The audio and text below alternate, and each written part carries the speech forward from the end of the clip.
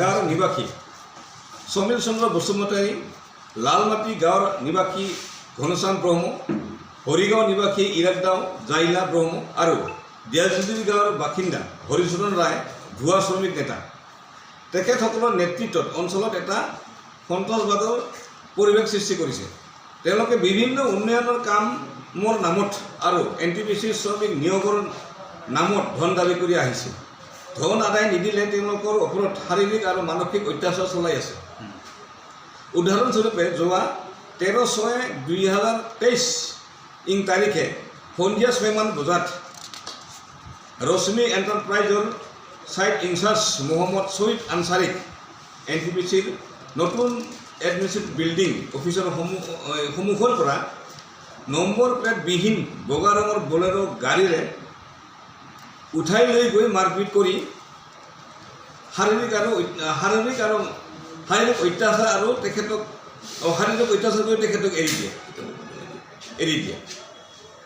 আৰু এই ঘটনাখিনি প্ৰশাসন তথা পুলিচ বিভাগক বা ৰাইজক আৰু NTPC প্ৰশাসনক নজনাবলৈ হুমকি প্ৰদান কৰে আৰু প্ৰশাসনক অৱগত কৰিলে প্ৰাণে মৰাৰ ভাবুকি দিয়ে। বৰ বেয়া অৱস্থাত আছে। ৰাইজৰ দাবীত NTPCয়ে এই ৰাস্তাখিনি পুনৰ নিৰ্মাণৰ কাৰণে আৰ্থিক অনুমোদন জনাইছে আৰু BTC PWD ডিৰেক্টৰক পুনৰ নিৰ্মাণৰ অৰ্ডাৰ প্ৰদান কৰিছে। PWD বিভাগৰ ফালৰ পৰাও টেণ্ডাৰৰ যোগেদি PWDৰ কণ্ট্ৰাক্টৰ শ্ৰী অমিত ব্ৰহ্মক কাম কৰিবলৈ অৰ্ডাৰ দিছে। লগতে ঠিকাদাৰজনে উক্ত কাম কৰিব হাতত লৈছে। এই সময়তে উক্ত উল্লেখ কৰা ব্যক্তিসকলে ঠিকাদাৰজনৰ পৰা 50 লাখ টকা দাবী কৰে।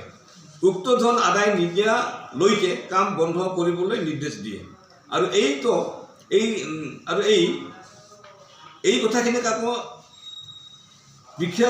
নজনাবলৈ নিৰ্দেশ দিয়ে। এই মাধ্যমৰ জৰিয়তে জিলা প্ৰশাসন তথা পুলিচ প্ৰশাসনক উক্ত কাম কৰাৰ সুৰক্ষিত নিৰাপত্তা প্ৰদান কৰাৰ বাবে আহ্বান কৰা হ'ল। লগতে PWD বিভাগক বিষয়াসকলক সোনকালে এই ৰাস্তা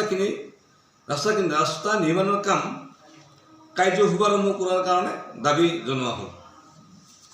যিসকলে আপোনালোকৰ নাম বিৰোধী আচল প্ৰশাসনক আমি প্ৰশাসনক জনোৱা হৈছে আৰু তেখেতসকলক আমি প্ৰশাসনক মানে কৰায়ত্ব কৰি উপযুক্ত শাস্তি প্ৰদান কৰাৰ কাৰণে আমি আহ্বান জনাইছোঁ। আজি আপোনালোকে চালাকাটি থানাত গছৰ ৰুজু কৰিব গছৰ অলৰেডি NTPCৰ পৰা NTPCৰ পৰা এফআইআৰ দিয়া হৈছে আৰু CC কেমেৰা অলৰেডি এইবিলাক যে উক্ত ঘটনাৰ কোনে জড়িত হৈ আছে, এইবিলাক কিয় এইবিলাক বেমাজালে কোনে কৰি আছে, আপোনালোকে কি ক'ব ইয়াত? ৰুলিং চৰকাৰৰ দ্বাৰা উক্ত ঘটনাখিনি ছাৰ আমাৰ হয়তো মানে একথাখিনি যিখিনি কৰি আছে বৰ্তমান সময়ত যিটো আমাৰ ৰুলিং চৰকাৰ হয়তো চলি আছে, তেখেতৰ নিশ্চয় এই বস্তুখিনি তেখেতসকলৰ পৰা হয়তো এডুকেশ্যন এটা পাইছে। এইবিলাক ঘটনা কেতিয়া হৈছিল?